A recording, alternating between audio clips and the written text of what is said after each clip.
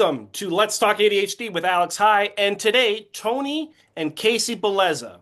Tony Hello. and Hello. Casey reached out to me through their foundation, and I fell in love with their story that they're going to share today. So, Tony, Casey, welcome. Thank you, Thank Alex. you. Thanks for having us. Thanks for having Appreciate it. us. So, what is your ADHD story? Well, our ADHD story really centers around our son, Anthony. Mm. And we created Anthony's Way, the road to kindness, to keep his memory alive. Anthony, like many other children and kids, had ADHD. He had learning challenges, and we were able to support him and help him through all of his challenges. However, the one challenge that he had was his impulsiveness. Mm. And I'm sure you've seen that before too. In With one impulsive act, we lost him shortly after he turned 18. Took us some time to really get over that, but we're here today, and now our life is centers around helping kids with ADHD and learning challenges and their families. So I'll ask Casey to back up and really start from how we learned about his ADHD and then what we did and how we helped him and then what we're doing with our charity. So Anthony, from the time he was born, was a happy, blonde-haired, blue-eyed little boy. He was one of the kindest people that we know. He was a prankster. He drove his sisters crazy, and he was just full of life. He was just everything. He was a puppy. So we went to preschool, and he was having trouble with his ABCs and one, two, threes, and the preschool teacher said, it's okay. He'll catch up. He's a boy. So we get to kindergarten, and he's still having trouble. All of his peers are reading three-letter words, and he can't even remember the alphabet to see it. And so the teacher said, it's okay. He's a boy. He'll catch up. First grade, he didn't catch up. Second grade, the teacher called us in. She was a wonderful teacher, called us in and said, I have something I need to show you. And we were like, oh no, because by then, we had experienced the impulsiveness and and that kind of stuff, but we just thought it was because he was a boy. So we go in and she hands us a piece of paper and we looked on the back of it. He had crumpled it up and thrown it away. And so she had taken it out of the trash, but we turned it over and it was a big frowny face, and he had drawn a big X through it. And at the bottom of the sheet, he said, "I hate me." Mm. So Sad day for us. even in second grade, his self-esteem had gone from this happy, cheerful guy to somebody who hated himself, and that was enlightening, and so that's when we knew that we needed to get him some help, that he was not going to grow out of it. So we did. We got his pediatrician on board, and who wrote him a 504, or who suggested a 504. Then we got him actually tested, and he had ADHD with dysgraphia and learning disabilities in math and reading. So that's why he was having so much trouble with everything. We had him in private school. It wasn't. They weren't really up on the Oh, ADHD, yeah. on the whole thing, I can't think of the word I'm trying to say. I'm sorry. Yeah, they weren't up on all the learning challenges but they were very helpful. And so some of his teachers really got it, and some teachers didn't. Mm. So what we did is, we got him a psychiatrist. We got a psychiatrist too. So that was really important for us because we needed help too, because we needed to make sure we were dealing with it the right way. You know, Casey likes to say that there's a lot of material out there that you could read, but it becomes so overwhelming that you just have to put it away. And so the psychiatrist was great for him and for us. And then God prescribed some medicine. Why don't you share the pediatrician story, because that's a big part of this. Where Well, so I had, like Tony said, I had been on, because I'm like, what is ADHD? We don't even know what this is. This was 20 years ago. And so I got on the computer. Thank God we had the internet at that point. But I got on the computer and started researching. And, the only thing that really I could find out there was through Chad, which was very helpful. But there's only, when you're trying to absorb all of this, there's only so many articles you can read. And we needed hands-on help, which really is why we started our nonprofit, to give parents a roadmap to hands-on help. So we go to the pediatrician, and so I had read about the medication, and Tony was like, he's not going on medication. He's not going on Yeah. medication. And I said, let's just hear what the doctor has to say, and then, we can decide from there. So we had this lovely old pediatrician, Great and guy. he said, you don't have to medicate him. That's your choice. But let me just tell you that if you don't do something now, when he's 12 and 13, he's going to start self-medicating, and then you're really going to have trouble. Yeah. So So we were like, that turned me around pretty quickly because we're not. I mean, we obviously we have 3 other daughters. We didn't want to have to deal with any self medication or anything like that. So we got him on some medication. Took us a little time. We went to the psychiatrist. He prescribed 2 or 3, and we figured out which one would work the best for Anthony, and that wouldn't change him so much. And one really impacted him. So we worked through those challenges, and then I was traveling 100% of the time. And so, what started happening is Casey was running back and forth to school, and we started seeing him come home still being not happy, and here he was being bullied quite a bit. So I decided to look at my life, and we said, maybe we need to make a change. So I left one partnership job, and I found another one closer to home. Travel was a little less, and basically I said, let's think about what we want to do. And so we got him into martial arts. And that was really a life changer for Anthony and for us. I went in, and our youngest daughter, Gabriella, also went to martial arts. So he grabbed onto that. He embraced it. Exercise is great. Everybody says exercise is really, really, truly great for kids that have ADHD. And, he'd go to it, and he embraced it. And by 12 years old, he was a black belt in martial arts. He continued to be bullied, though. See, but he loved everybody. So he would want them to still come over to his birthday parties, and he just wanted to have everybody as his friend. But one day he had to take a stand against 3 boys. And from that point on, he then started sticking up for all the other kids that were being bullied. So we saw this wonderful transition. So Casey said he was really depressed and down. And then he started coming back to himself, got his confidence. Schoolwork started to come easier. He caught on. He had some great teachers. We took him out of private, put him in public school. Was very helpful. Reading comprehension. Started to get his little network of friends, and by 13 he was started turning around, really started to come around. And Casey was his advocate in school because we still had a 504, and every time that school year came around, she would send every teacher a note saying, I just want to tell you about our son Anthony.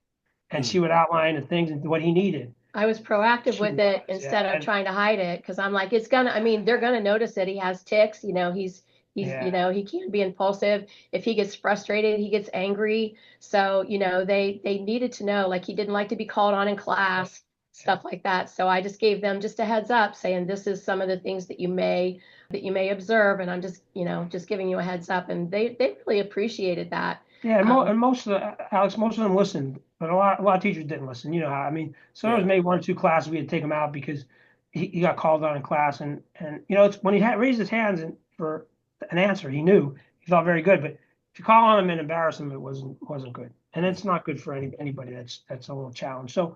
So he worked his way up, and he was at a highlight in his life.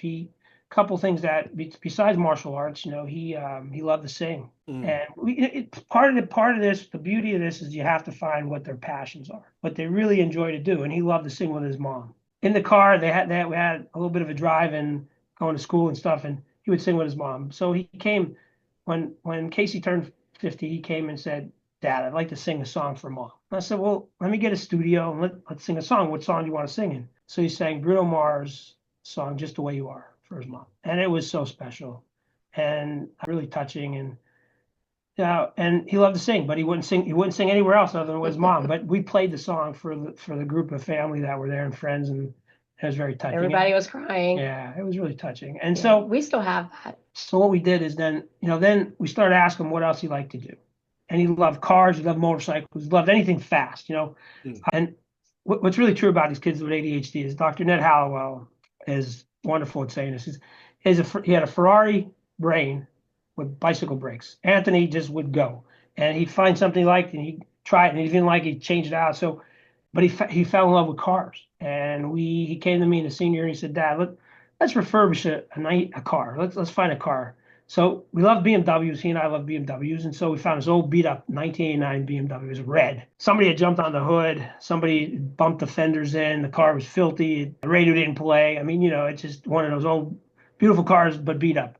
So we refurbished the thing and just getting ready to get it painted, and we lost it. So I finished it, and I have it with us here. And every time we talk about a story, we relive some of these wonderful memories, but at the same time, it's very sad for us.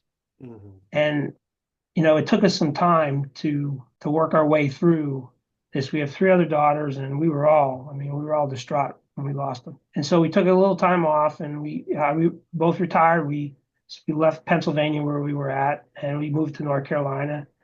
And it was probably the best move that we made because we're at the beach, and we got the sunshine, and our girls, all our girls, we took a couple years, and the girls all got married. They found the right mate, and we're real happy with their son, our son-in-laws, and we have a little grandbaby. So all that stuff started coming together, but we still felt that when he passed and during his eulogy, Casey and I looked at each other and we said, we will find a way to help kids and families because we just did not want anybody to feel the pain that we felt. So we started working around what do we really want to do, and we said, well, there's this gap. I started studying ADHD. She started studying it. We started digging in, and we started talking to people. David Gewerk was one of the first people we talked to. Wonderful knowledge guy. I mean, just shared a lot with us, and he loved what we were trying to set up at the time because we thought that everything I studied said there's this piece missing. You got coaches. We didn't even know about ADHD coaches at the time. If we knew about them, he would have had one. We would have known that, like you're a coach. I mean, Absolutely. And we would have got him a coach because we think that would have been the piece that we missed.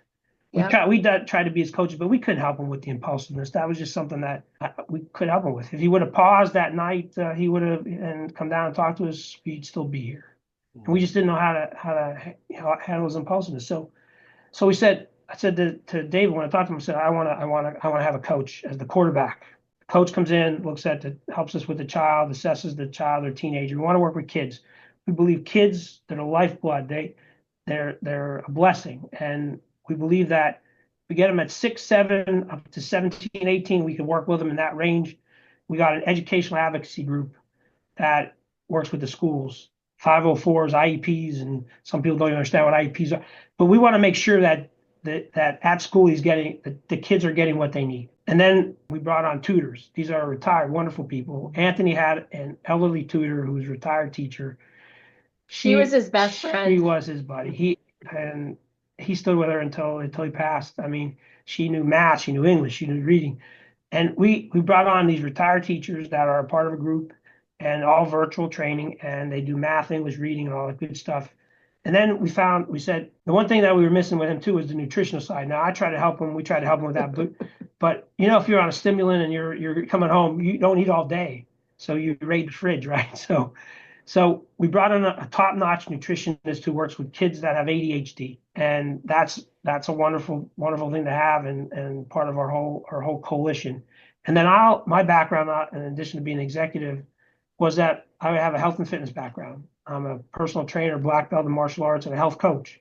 So I want to help these kids find what they love to do, outside of school, what they like to do, and we want to give these kids the opportunity to find things and experience different things. We gave Anthony skateboards, snowboards, you name it. We soccer, lacrosse. We gave him the opportunity to do all that. Some families can't do that, and that's why we're here. We want to help these families that can't do that. And then we brought on, and I worked closely with the Dale Carnegie training organization. I don't know if you're familiar with the Dale Carnegie organization, but they're top notch in terms of social skills and presentations. So when a child hits that teenage years of 13 to 17, 18, the Dale Carnegie group, and we're working with a group out of Raleigh, North Carolina. The partner there has ADHD, and he's a wonderful guy. He'll do one-on-one sessions to help them with their social skills. So the social media today is a challenge for the kids. How to deal with it, and then challenge for adults. Challenge for us too, yeah. And then a big part is this digital addiction thing too, where you get into playing the gaming and everything else, and so they'll help work through all that. And then the last piece that we brought to this whole group was an academic and vocational advisory group.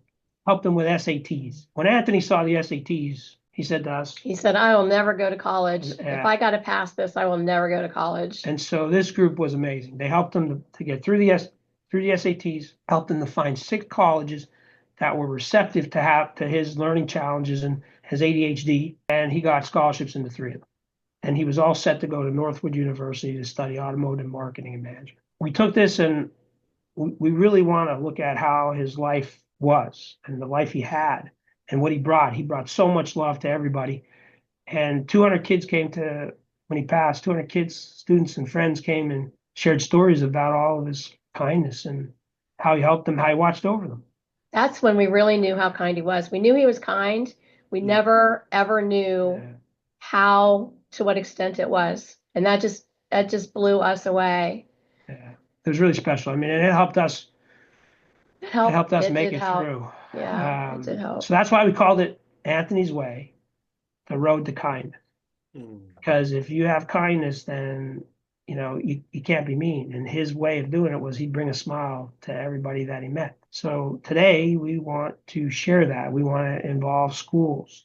And we started involving schools in a lot of our activities that we do. And there's a couple of top kindness activities, kindness days out there that we bring schools in and they do a kindness workshop. We're here to help. We just want to, we ultimately are raising money. We're a nonprofit. We're raising money so that we can help the families that can't afford the care. Now, if families could afford the care and they want to talk to us, we can get them referred to any of the team members that we've listed out that we provided. We can go to David and help get a coach for him for the child. We can get a tutor. We can get educational advocate. We give a nutritionist. We can help them through all of that, and they can cover the cost of care. But So we'll still have a roadmap for yeah, them, yeah. even though, they're going to need to pick up the cost. But then the beauty of this is that and you're probably well versed in the stats here a little bit, but 30% of kids have, or 7 million kids have ADHD in the US. 30% of those kids are at a higher risk of attempting or dying by suicide. Those are sad stats. Mm. And we want to change the landscape and help these kids. And I do just want to mention, I'm sorry. So Anthony was at the high point of his life when he died. He had the world in front of him. He was happy. He was ready to go. We never ever had any idea that anything like that would happen, that his impulsiveness would be the reason for his death. We never ever thought that that would happen.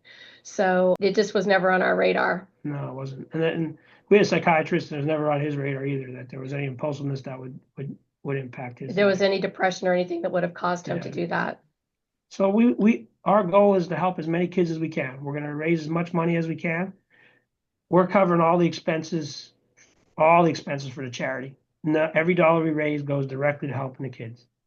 And so that's our give back, and we're here to help now. And we just want to give as many wonderful kids with ADHD and learning challenges the opportunity to thrive. And I think you put a book together, I think Survive and Thrive, if I remember. And so I mean, Yeah. it's the beauty of this is that if we can work together, we can really make a difference for these kids.